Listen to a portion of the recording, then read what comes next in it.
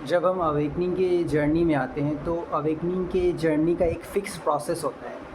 उस fix process के through ही आपको जाना होगा और ये कंपल्सरी है। पहला आइसोलेशन के बाद आपको नार्सिसिस्ट से दूर किया जाता है, तो वहाँ पे उस स्टेप को भी लेना होता है। मैक्सिमम केसेस में आइसोलेशन पीरियड में ही लोग रह जाते हैं, क्योंकि आइसोलेशन ख़त्म होने के बाद उन्हें इंट्यूशन आता है, उन्हें कॉलिंग्स आती है, उन्हें उनकी रियलिटी बहुत एक्सट्रीम हार्श हो जाती है। ये सब कुछ होने के बाद भी वो वहीं पड़े रहते हैं, वो एक्शन नहीं लेते हैं, वो इंट्यूशन को फॉलो नहीं करते हैं। यही रीज़न है कि वो आइसोलेशन का 2 साल का पीरियड को 4 साल बना देते हैं, इवन 8 साल बना देते हैं, और इस तरीके से वो कभी निकल नहीं पाते हैं। आपको एक्शन लेना होगा, इसमें ज़्यादा आपको दिमाग ही नहीं लगाना है। जो बोला जा रहा है आपको बस उसको फॉलो करना है। आपको कहा जा रहा है कि आइसोलेशन ख़त्म हो गया है, आप बहुत ज़्यादा रियलिटी हार्श हो रही है, इसका मतलब ये है कि अब आपको कार्मिक फैमिली से दूर जाना है, हटना है वहाँ से। और मेरी रियलिटी भी कुछ ऐसी हार्श हुई थी, तो मुझे क्लिक हुआ कि अब रियलिटी इतनी हार्श हो चुकी है कि यहाँ पे 1 सेकेंड भी रहना पॉसिबल नहीं है। तो बस मैं जॉब के थ्रू बाहर निकला।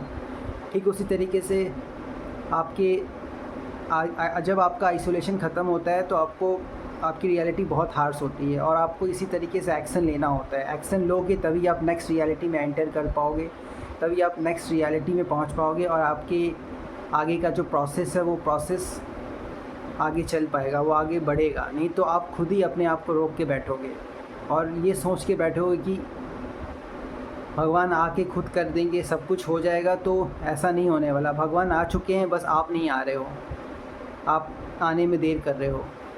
ये गॉड डिवाइन तो कब का आपके पास आ चुका है। जब आपका आइसोलेशन स्टार्ट हुआ था तभी आप डिवाइन से जुड़ गए थे, गॉड से जुड़ गए थे, इस प्रोसेस से जुड़ गए थे। बस आप फियर की वजह से एक्शन नहीं ले पा रहे हो। तो इस प्रोसेस में आपको बस एक एक्शन लेना होता है। इस प्रोसेस में ये नहीं पता होता कि इस एक्शन लेंगे तो आगे कैसे सेटल डाउन होगा सारी चीज़ें, वो सोचना आपका काम नहीं है। आपका काम है बस जो कॉलिंग आ रहा है उस कॉलिंग को फॉलो करते जाओ। जब मेरा रियलिटी हार्श हुआ था उस टॉक्सिक नार्सिसिस्ट फैमिली में, तो मैंने बस एक्शन लिया। मैंने मल्टीपल जॉब अप्लाई किए, और मल्टीपल जॉब अप्लाई करने में एक जॉब में लग गया मुझे बहुत मेहनत नहीं करना पड़ा, क्योंकि जब आप अलाइनमेंट में होते हैं ना तो आपको ज़्यादा एफ़र्ट नहीं करना होता। वही अलाइनमेंट का टाइम डिले होने लगता है, तब एफ़र्ट ज़्यादा करना पड़ता है। सपोज़ अगर आपको आज से 5 दिन तक बोला जा रहा है कि आपको मूव ऑन करना है, निकलना है, आपने इस 5 दिन में एक्शन नहीं लिया, यानी कि अलाइनमेंट का टाइम ख़त्म हो चुका है। अब आपकी जो करंट रियलिटी है वो स्मूथ नहीं रहेगी। अब आपको बहुत ज़्यादा प्रेशर दिया जाएगा, आपके ऊपर बहुत ज़्यादा प्रेशर आएगा। नार्सिसिस्ट और ज़्यादा आप पे अटैक करेंगे।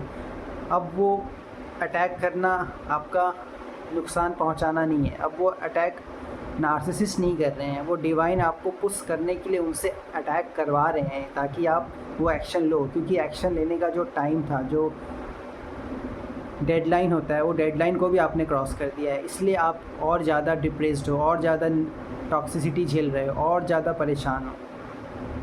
यही रीज़न है। इसलिए आप जो अलाइनमेंट में आता है तो एक्शन लेना है, अलाइनमेंट में आता है एक्शन लो, फिर आगे की जो प्रोसेस है वो अपने आप स्मूथली खट होने लग जाएगी। सपोर्ट खुद आपके पास आने लग जाएगा, क्योंकि ये एक्शन आप नहीं ले रहे हो, आपसे बोला जा रहा है लेने के लिए।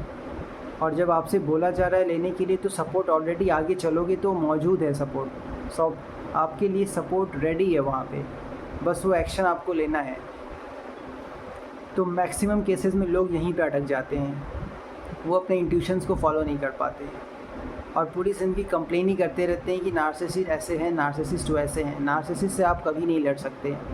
अगर आप सोच रहे हो कि उनसे लड़ के जीत लेंगे तो ये आपकी सबसे बड़ी मूर्खता है, ये आपका सबसे बड़ा नेगेटिव सोच है, और ये आपका सबसे बड़ा हार है। एक ऐसा हार जो आप खुद अपने आप को दे रहे हो, और इस तरीके से लिटरली आप पूरी ज़िंदगी वहीं स्टक रह जाओगे अगर आप एक्शन नहीं लोगे तो।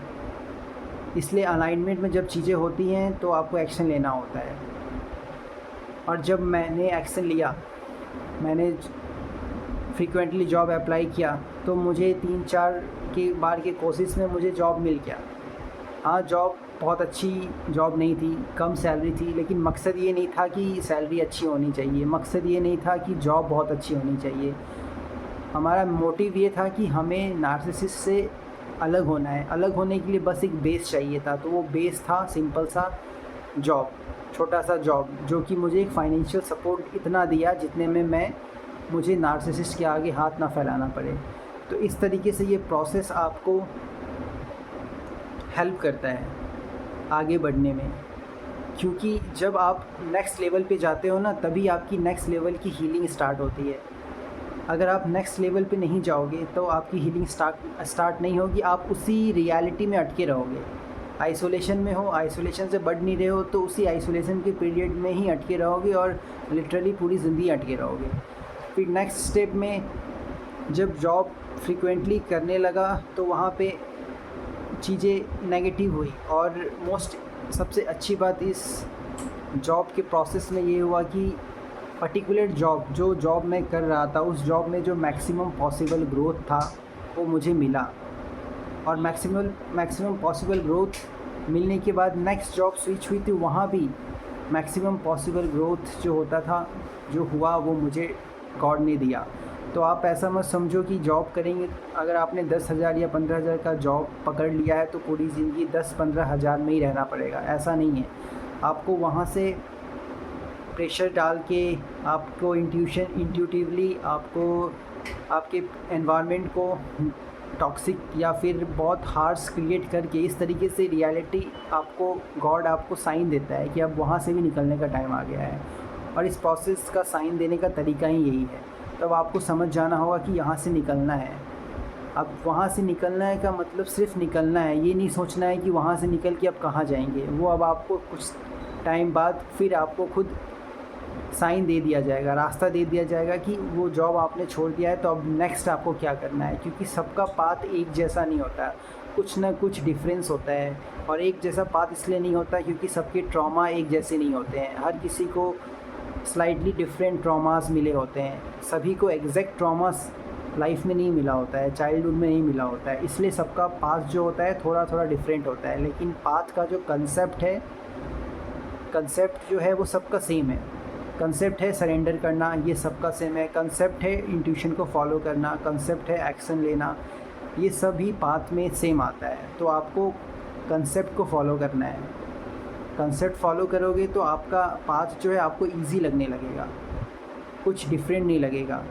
प्रॉब्लम वहाँ होता है जब आप एक्शन नहीं लेते हो। आपको बोला जा रहा है एक्शन लेने, फिर भी आप एक्शन नहीं ले रहे हो। अपने या तो डर की वजह से आइसोलेशन में हो, नार्सिसिस्ट के बीच घुट रहे हो, या तो अपने ईगो की वजह से, या फिर इस इल्यूज़न में बैठे हो कि एक दिन नार्सिसिस्ट अच्छे हो जाएंगे। नार्सिसिस्ट हैं वो, अच्छे नहीं होंगे। आप चाहे कितना भी नाक रगड़ लो अपना, आपको अब तक जिस तरह से चूस रहे थे, आपको जिस तरह से अभी मार रहे थे, जिस तरह से आपकी एनर्जी सक कर रहे थे, वैसे करते करते आपकी पूरी ज़िंदगी निकाल देंगे और आप वहीं पड़े रह जाओगे। और मोस्ट इम्पॉर्टेंट ये कि जब मैं नार्सिसिस्ट के बीच था तो वहाँ पे मुझे ग्रोथ मिल ही नहीं पा रहा था। मैं कितना भी कोशिश कर रहा था तो मुझे ग्रोथ मिल ही नहीं रहा था। उसका मेजर रीज़न ये था कि फियर, ट्रॉमा, टॉक्सिसिटी जो उन नार्सिसिस्ट से मुझे मिल रहा था कंटिन्यूसली। इस वजह से मैं किसी चीज़ को करता था तो करने के वक्त बस मैं एनी हाउ कर देता था, उससे कुछ सीखता नहीं था। और सक्सेस बिना सीखे मिलता नहीं है। मेरे अंदर जो लर्निंग और कैचिंग पावर थी वो ख़त्म हो गई थी। तो आप समझ सकते हैं कि ये ट्रॉमा कितना डेंजरस है कि आपको हर तरीके से मार देता है। आपकी एबिलिटी को छीन लेता है, आपके मेंटल स्ट्रेंथ को छीन लेता है, आपके फ़िज़िकल स्ट्रेंथ को भी छीन लेता है, आपकी डिज़ायर्स को छीन लेता है, आपके एफ़र्ट करने का जो एक अंदर से एनर्जी आती है उस एनर्जी को छीन लेता है। मतलब आपको कम्प्लीटली डेड बना देता है। आप एक डेड बॉडी होते हो, चलता फिरता डेड बॉडी। नार्सिसिस्ट एनवायरनमेंट में रहने से इस तरीके सिचुएशन हो जाते हैं, और ये सब कुछ मेरे साथ हो चुका था। मैं ये सब इतना एक्सट्रीम लेवल का टॉक्सिसिटी मैं झेल रहा था। वहाँ से मैं बहुत ब्लेस्ड हूँ कि गॉड ने, डिवाइन ने मेरा हाथ थामा, मुझे अवेकनिंग की जर्नी दी और वहाँ से मुझे रास्ता दिया कि मैं कैसे वहाँ से निकल सकता हूँ, कैसे अपने लाइफ को पॉजिटिव डायरेक्शन में चेंज कर सकता हूँ। तो जर्नी स्टार्टिंग में बहुत हार्ड होती है क्योंकि आपके अंदर एक्सट्रीम ट्रॉमा होता है और कहाँ कहाँ आपके बॉडी के अंदर ट्रॉमा होता है और कौन कौन से ट्रॉमा होते हैं ये आप कभी नहीं जान सकते। वो सब सिर्फ गॉड को पता होता है। तो वो उस अकॉर्डिंग आपकी रियलिटी को हार्स करके आपके अंदर से खींच के निकाल रहे होते हैं। और जब आपके अंदर से टॉक्सिसिटी, आपके अंदर से ट्रॉमा, ब्लॉकेज, इम्प्योरिटीज़ जब निकाली जाती है तो बहुत पेन होता है, लिटरली बहुत पेन होता है। लेकिन उस पेन और सफरिंग को स्मूथ करने के लिए आपको सरेंडर ही करना होगा, क्योंकि जब आपका राइट टाइम आएगा तभी आप कि लाइफ में कुछ चेंज होगा। ये अवेकनिंग की जर्नी जब आपको दी जाती है ना, तो फिर लाइफ आपके कंट्रोल में नहीं रहता, लाइफ डिवाइन के कंट्रोल में रहता है। अगर आपने फिर भी अपनी मर्ज़ी से करने की कोशिश की, अपने मर्ज़ी से कोई जॉब पकड़ने की कोशिश की, तो उस जॉब को तो आप कंटिन्यू करोगे लेकिन ज़्यादा टाइम कंटिन्यू नहीं कर पाओगे। वो जॉब से आपको एनी हाउ निकलना ही पड़ेगा, या तो आप खुद छोड़ दोगे या तो आपसे छुड़वा लिया जाएगा। तो यहाँ पे आपको सिर्फ फेथ रखना है। और मोस्ट इम्पॉर्टेंट बात ये कि एक माइंड में क्वेश्चन आता होगा कि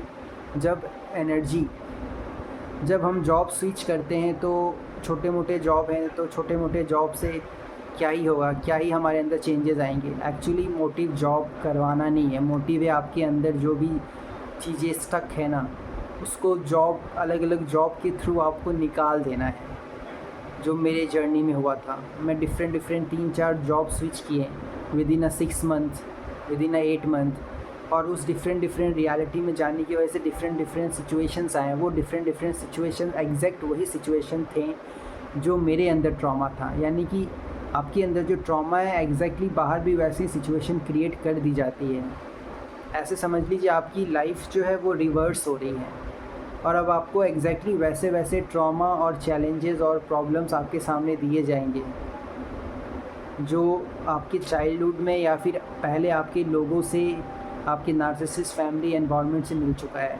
तभी जाके स्पेसिफिक रेस्पेक्टिव ट्रॉमास जो है वो आपके अंदर से निकल पाएगा, नहीं तो ये नहीं निकल पाएगा। आपकी डेस्टिनी, जब आप अवेकनिंग की जर्नी में आते हो तो ये जर्नी बेसिकली आपको उस काम तक ले जाती है, राइट काम तक ले जाती है, उस काम तक ले जाती है जो काम आपके अंदर से निकलता है, जो पैशनेट, जिस काम को आप पैशनेटली कर सकते हो, उस काम तक आपको ये लेके जाता है। तो ये जर्नी उस काम तक ले जाने का ही नाम है अवेकनिंग की जर्नी। कुछ इसमें अलग नहीं होता और कुछ अचानक से भी नहीं होता है। जैसा आपके अंदर ट्रॉमा है, जैसा आप पास्ट लाइफ में गुजरे हो चीज़ों से, उस अकॉर्डिंग सबका पाथ डिफरेंट होता है इसमें।